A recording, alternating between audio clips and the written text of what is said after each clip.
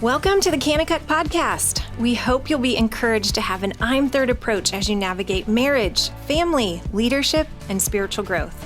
If you're new to our conversation, welcome. It's so great to have you. Let's jump in.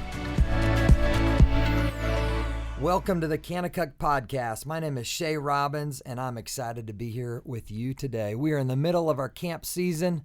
There are kids running around here at K1, laughing, giggling, sliding down slides, zipping down zip lines, and the bell has been ringing all summer long. And so we're just thrilled to be here at camp today. And today on the podcast, we happen to be talking leadership, specifically creating an I'm Third culture. With the help of a good friend, we're going to talk about building a team culture that's based on the I'm Third lifestyle of putting God first, others second, and ourselves third. I'd like to introduce to you a dear friend of mine named Greg Tonagel. He is the coach of the Indiana Wesleyan Wildcats. And Greg is a former camp guy who has taken the I'm Third culture and instilled it in his basketball program. And to be honest with you, they have been wildly successful. They've had 3 national championships in the last 6 years. And he is just an amazing leader, and we're excited to have him. Greg, say hello to the people. Hello, people. I'm glad to be here and excited. Greg, give us a quick Kanakuk background. What's your history with camp right now? Well, I think it was 16 years ago, 2004. I had just finished college, and I had a buddy was telling me about camp, but I had no idea what it was about until I stepped foot into K2 as a counselor. And it was a very pivotal time in my life. I think we'll probably get into that a little bit, how it shaped my coaching philosophy. But spent a month down in K2, and it really changed me and had a great impact upon me still to this day. And then since then, we've just had a deep relationship with camp. We were bringing our teams down for Uncle Week for a while. We coordinate with you when you guys come on campus, and I will do anything I can to get my players to work camp, because to me, it's the greatest leadership formation there is out there. So if I can send them, I'm getting them back impacted leaders.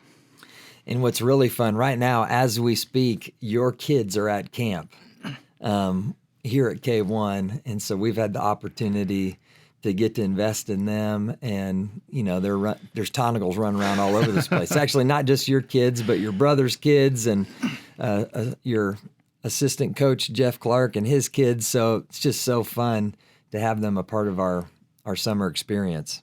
It's been incredible to watch them come to camp, to hear them come back, tell stories. It's what a blessing it is that we know they're here for 2 weeks. So, Greg, tell us about just how God led you into coaching. When did that fire spark for you? I always had a passion for coaching. I love basketball. I grew up in Indiana. It's a little different in Indiana. In Indiana, the high school's the center, the pillar of the community. And I loved basketball, but at the same time, I was passionate about my faith, and I was always kind of wrestling with those two. And even in college, as I neared graduation, didn't know what I wanted to do. There was part of me that felt called to ministry, and several people had kind of spoken a word over me concerning ministry.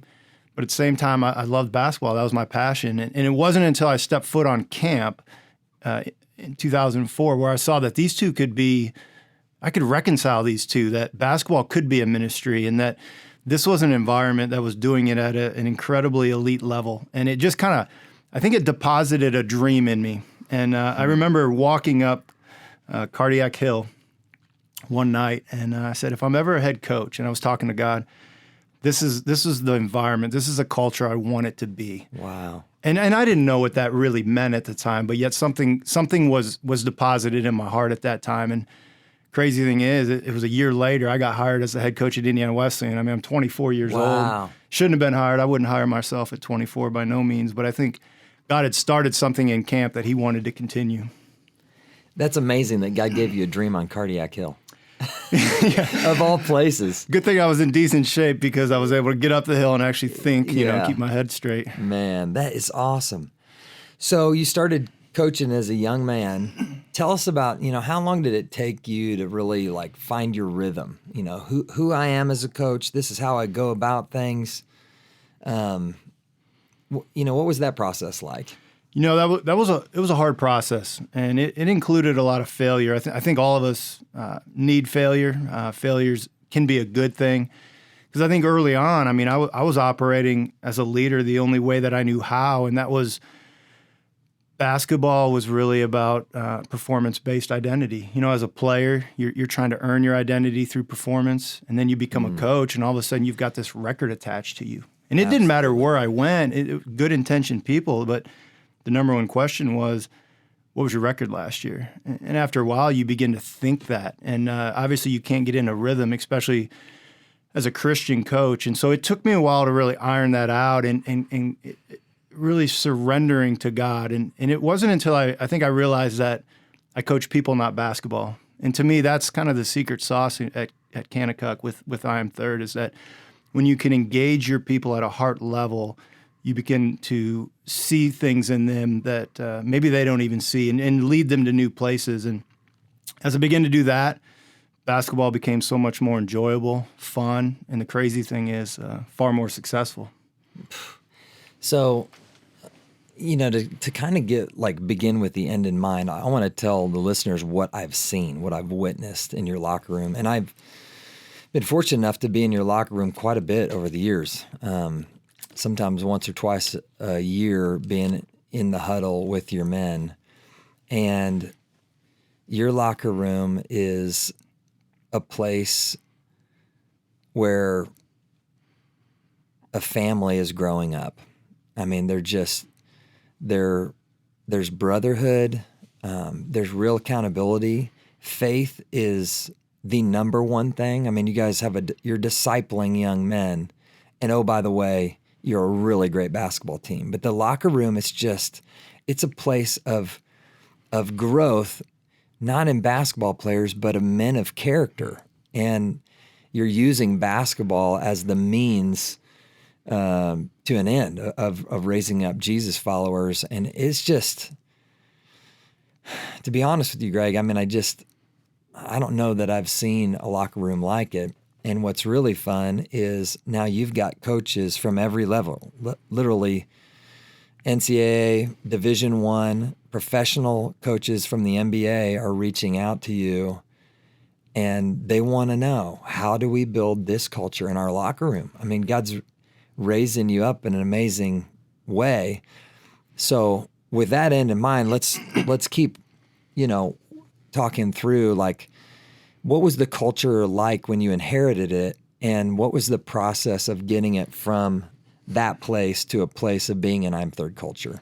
Yeah, it's really, to your point there, it's a story of God using the weak to teach the strong, or, to shame the wise. Here we are, a small little NAI program, but I think God's just doing some mighty things. And our program was like, I think most athletic programs, we were a me first culture. And that's the culture I think we live in right now. We're conditioned to really look out for ourselves, right? Sure. Self-preservation, autonomy, self-fulfillment. These are the narratives of our culture that we place on such a high pedestal, and we're told, if you just focus in on yourself, you're going to be a happy person. But the reality is, the more we look inward, the more uncomfortable and miserable we become. And one of the things we do, and we set out each and every year, and we say, we want to help you trade the pursuit of me for the pursuit of three. Because it's really a trade, right? You got to give up yourself. Jesus talks in the Gospels over and over. I was just reading it in Mark this morning. I think it's Mark 8, that if anybody wants to come after me, he must first deny himself, take up his cross, and follow me. And that's that trade. You have to trade pursuing yourself and pursuing him. And you tell that to a bunch of 18 to 22-year-olds, and they look at you like you're crazy, right? Hey, coach, I came here to win. And, in our culture, if I'm not first in line, I'm going to get left out. But when you start to talk about the I'm Third culture, it's really about enacting kingdom principles within any organization. And if you truly believe in the kingdom, you realize that the kingdom always wins.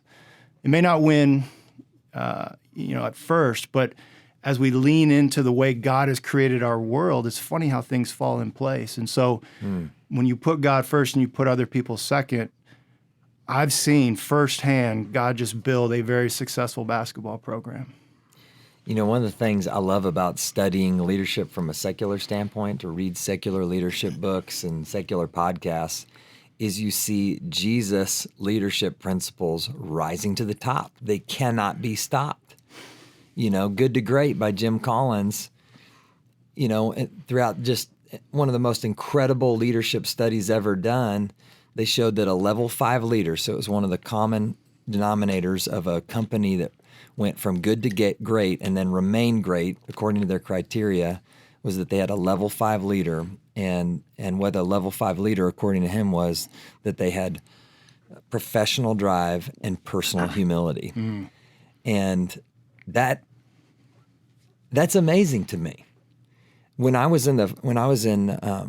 graduated college, I went and worked for a Fortune 500 company, and what was instilled in me was professional drive and drive to be the best, to beat all my other teammates. You know, I was in sales, and it wasn't until I came to Kamp that I saw the missing ingredient, and it was that personal humility.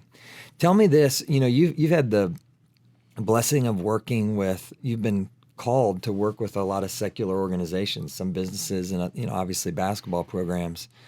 How do you train them to instill the I'm Third culture in a secular environment? Yeah, there's a real hunger out there for the I am third culture in the secular environment. I can't tell you how many high schools that we get to go in and we get to talk about I am third. It's funny because they know it's God first, other people second, and they know, you know, that that's a little bit of a risk in a public school setting, but yet they're still willing to ask us to come in to talk to their teams, to talk to their coaches, because I think people are fed up doing it the other way, and I think they're realizing that putting God first and other people second it's not just right. Like I grew up kind of with that thought, you know, as a Christian, you know, being obedient is right, but I'm finding out that it's good. Like it's the better way. And that's what Kamp has taught me. It's the most fun-filled, exciting, enthusiastic, passion way to live life. Like who doesn't want that? You know, like who doesn't want to wake up and be excited about what God has laid before them? And when we put other people before ourselves, when we take the ownership upon ourselves to leverage whatever we have, man, that's an adventure worth following and taking every single day. And so, you know, I wrote down 2 things that we've been focusing with other organizations, especially, you know, schools and coaches and athletic directors. But the first is, you know, if people pursue I am third, what happens is they begin to develop a team whose mission is not centered on itself, but on God's kingdom. And that's the whole idea, that we were going to trade the pursuit of me for the pursuit of 3. Secondly, you begin to see a team whose leadership is comprised not of an inward pursuit, but an outward pursuit. So I begin to redefine success. And that's hard to do because success now is based upon the growth of others. And that's one of the things we tell our guys. Look, at the end of the year, we're going to sit you down and we're going to gauge your success on one thing. How did those around you grow? And that's a completely flipped narrative, right? It's not going to be how many points you had, how many rebounds you had, but it's going to be the impact you had. And to me, the cool thing about that is that if everybody buys into that, then that means on a basketball team, 15 people every day are pointing their lives at me saying, I'm going to raise your level. I'm going to challenge you. I'm going to hold you accountable. And that's where I get better, right? I don't get better sitting in front of a mirror saying, hey, today this is what I'm going to do for myself. I get better when 16 people are just pouring into me. And that's why I love coaching, because you know, as much as I can say, hey, I hope my players have grown, I've grown just as much because they're challenging me, my coaching staff's challenging me, and that's exciting.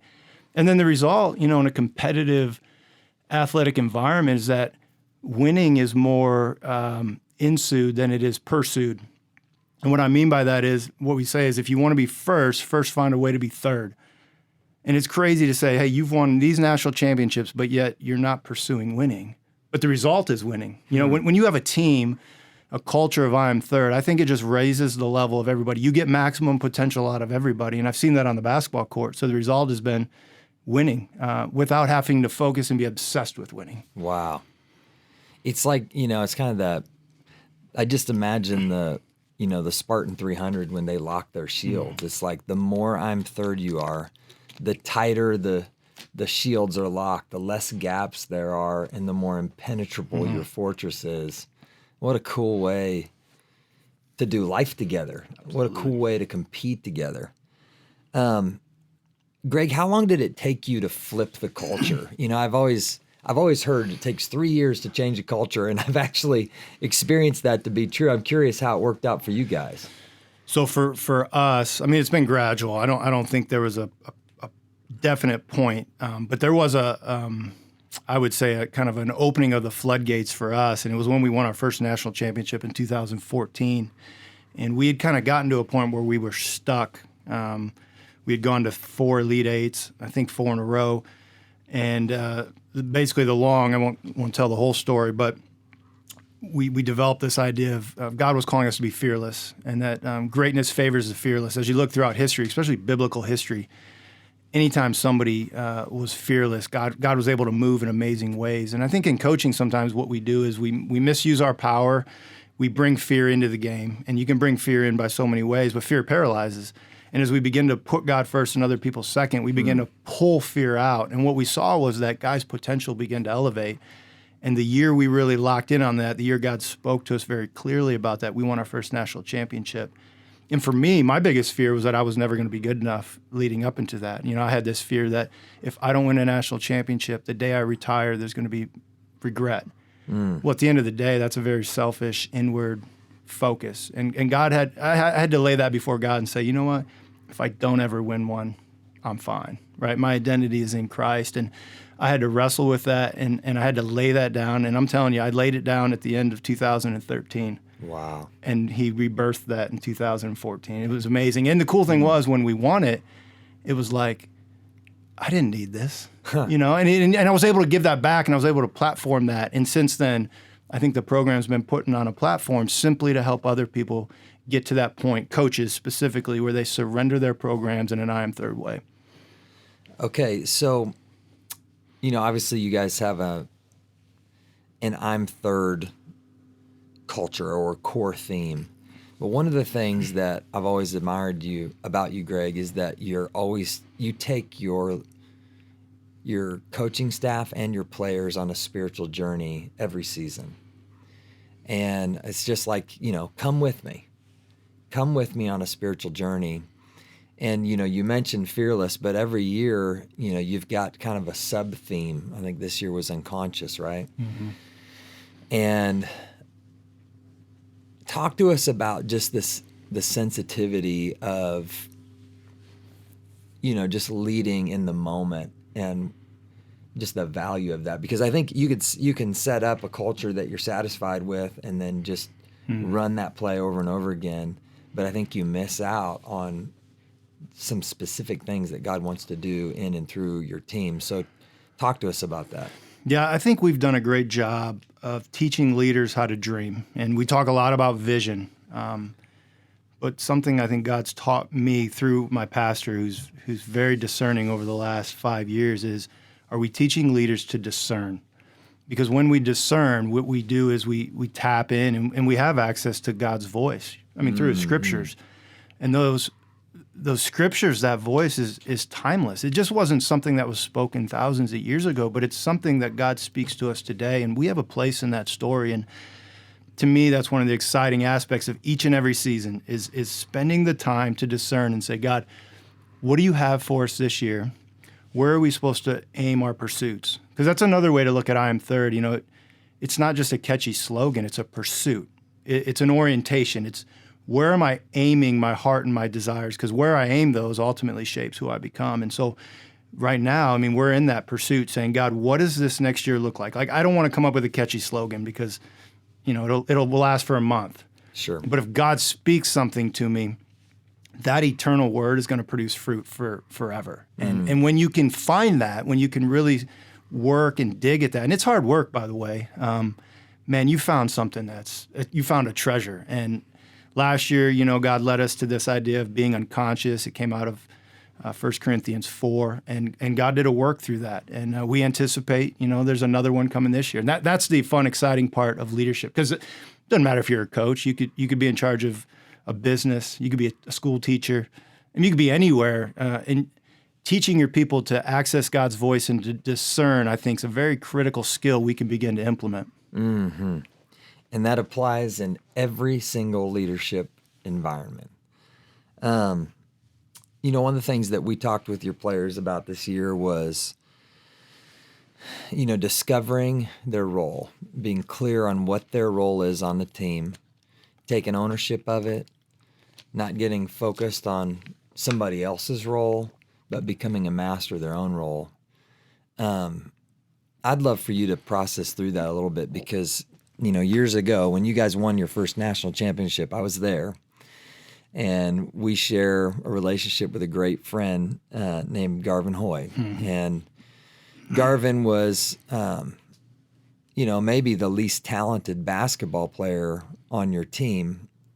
He was down at the very end of the bench, but Garvin knew his role. And I can see it. Like the images are actually seared in my mind, Greg, of when you guys would break for timeouts. Garvin was he's the first one off the bench. He's bent over, he's clapping his hands, he's chirping at the guys coming in, he's coaching from the end, he's grabbing guys as they're walking in and out of the huddle. Like, it's a guy who had probably the least glamorous role on the team, but he knew his role, he was unashamed of it, he laid hold of it, and he was a difference maker that year. And I think that's so huge in a team to help our people take ownership. Like, God, the role that you have today, it is a gift. Absolutely. So talk about, just that process of leading people to that point to discover and then become a master of their role. Well, in full disclosure, I inherited Garvin from Kanakuk, and I didn't do a thing. And Garvin's the reason why I want my kids at this camp and why I'm so excited, because he was a tremendous gift to our program, because I think he grew up on these grounds and he understood what it meant to invest in other people, and he knew where his identity was. And so we win the national championship Garvin's senior year, and he didn't play meaningful minutes, but I could argue that he had as big of a role or impact as anybody in our program. And it was the daily decision for him to celebrate the success of others without getting any credit. And I can't tell you, I'd be lying if I'd said I could have done that, right? I mean, my ego would probably be hurt a little bit, but Garvin, to his credit, just bought in. And now his legacy lives on. We talk about Garvin all the time in our program. We had some All-Americans on that team, and I talk about Garvin more than the All-Americans because I know the impact. I know the kingdom value of that. And so that, when you can celebrate those types of guys and those types of acts, man, you've got something special. And I can't say enough about what Garvin did for our program in that time period. I think, when our team members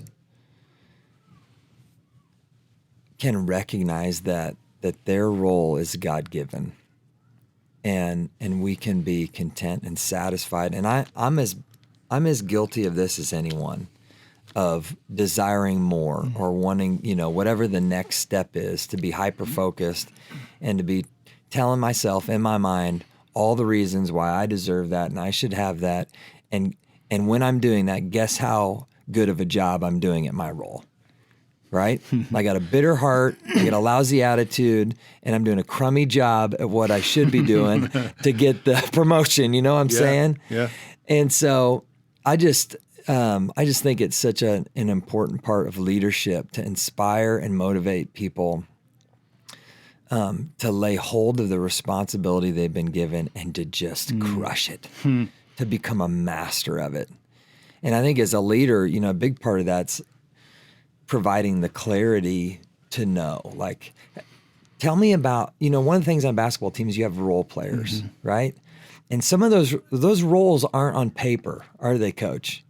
How do you help guys discover their role? Man, that, to me, the most difficult thing in leadership is to take a bunch of individuals and align them towards a common mission. Because each one of them has their own desires, they're struggling with their own issues, but to say, hey, I want to get you guys all moving in the same direction, I want to get you excited about that, is a challenge. And to be honest, I don't know how we do that outside of the gospel. I don't. I think it's impossible because of the narrative of our culture, because of the current that we fight. But unless we get to the point where we, like Jesus, are willing to lay down our entire lives because of what God has called us, I don't know how we get to that point. So for us, we pursue that idea of roles through spiritual growth. As guys mature, as they fall in love with Jesus, you can't help but want to lay down your life for somebody else. And so as we go deeper, once again, we pull more potential out of our guys. As our guys grow spiritually, they become better basketball players. And you this year struck a chord with our team. It was really interesting because, you're obviously popping in for a brief time. You're familiar with the guys, but not the everyday. And you just said, hey, man, I've got something, and I'm excited about it. And as you begin to unpack it, and then you left, we were dealt with a wake of guys that were disgruntled in a healthy way, saying, hey, I don't like my role. Hey, I need help with this. And unless we would have dealt with it at that midpoint of season, we wouldn't have been where we were at the end of season. And it opened a lot of conversation. It opened tough times. But man, it really showed us that you constantly have to be talking about these roles, giving guys. And here's what in basketball, I don't hand out roles because that never works. Like I need you to discover your role. Exactly. And to your point about gifts, as I help you understand your gifts, then maybe you can find your role. And that's kind of what it was, walking alongside guys and saying, why does God have you here? Why has he made you this way? How can you impact the team? And seeing them discover those roles was pretty enjoyable this year. Isn't that amazing? I mean, that's one of the most amazing things about being a leader is you don't just plug people into the same puzzle piece every time, right? Every season, every team is different, and a leader's got to discover the gifting. I mean, you're really on a treasure hunt to figure out, okay, what do I have to work with? What are the resources here, and how do they all fit together? And we experience that every single year when we build our coaching staff and bring in our team, from all around the country. It's a discovery process, and I just view it as my role. I want to give them everything they can to succeed. Sometimes that's a hard challenge. Sometimes that's a little coaching. Sometimes it's seeing gifts that they don't see themselves. Sometimes it's a word of encouragement at the right time. But what a blessing it is to be that, to play that role. I even see that at home, with my kids. We're still just discovering who Lulu, Bell, Knox, Tess, Piper, and Sage are. And you're a daddy of 6 as well, aren't you? Mm-hmm. What an amazing opportunity to build a culture in your own home. Talk to us about that. You've become a great basketball coach, Greg. How have you taken some of those, those lessons you've learned as a leader and applied them to your own home? Yeah, I think it can be easy to control people, and kind of what I'm hearing you saying is our job is to empower them. It's not to call out, but to call up. And when you call up, what you're doing, once again, is you're discerning what is God saying to this person? How has God equipped this person? And you're coming alongside somebody, not necessarily in front pulling, not in back pushing, but you're coming alongside of them and saying, hey, here's how I see God speaking. Here's how I see him moving. Can I help you in this journey? Because they need to take ownership, right? I mean, man, I just want my kids to take ownership of their faith. Like I'm going to help carry them. That's why they're in my home.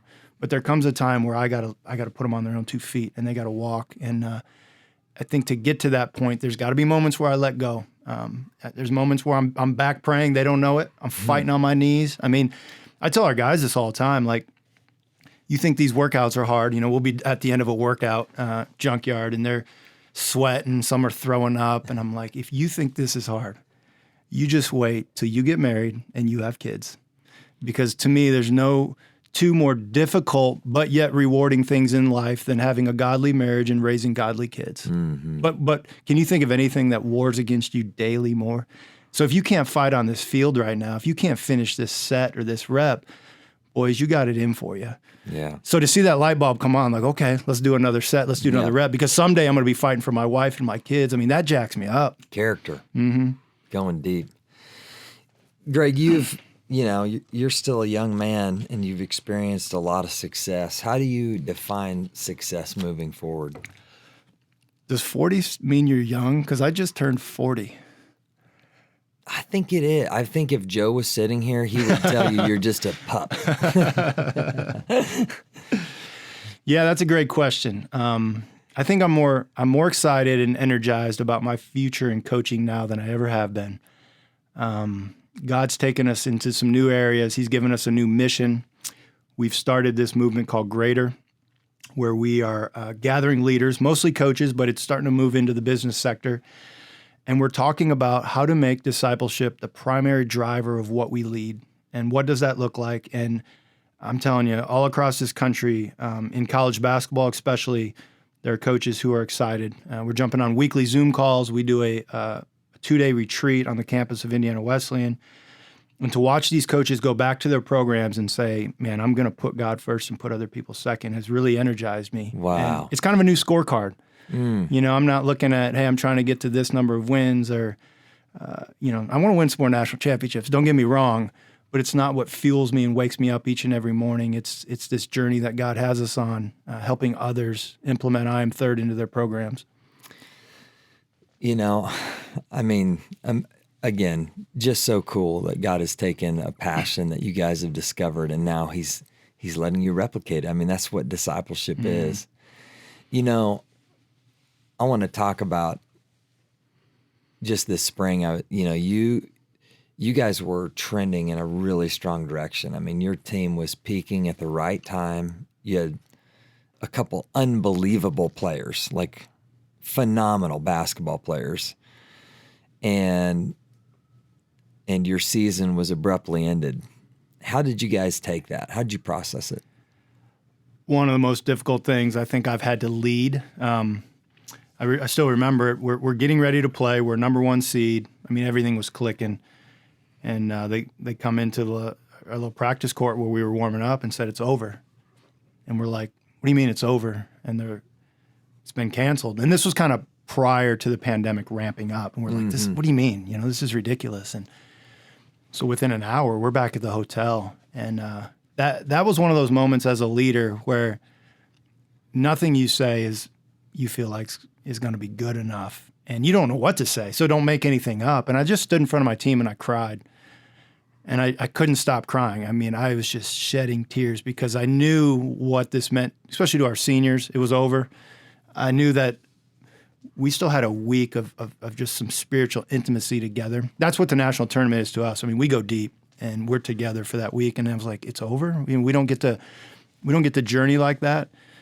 So I just stood in front and cried, and everybody else cried. And then we began to slowly share stories of what God had done throughout the year and really kind of retell the story that you brought of David and his mighty men and kind of how we fit into that story. And as strange as this sounds, it turned into a gift, a really special gift that I think we'll probably appreciate more down the road. As the sting wears off, we'll say, man, that moment we had where we experienced God, where we encouraged each other with the stories, every year, I think, will bring a little bit more healing to the way season ended. Mm-hmm.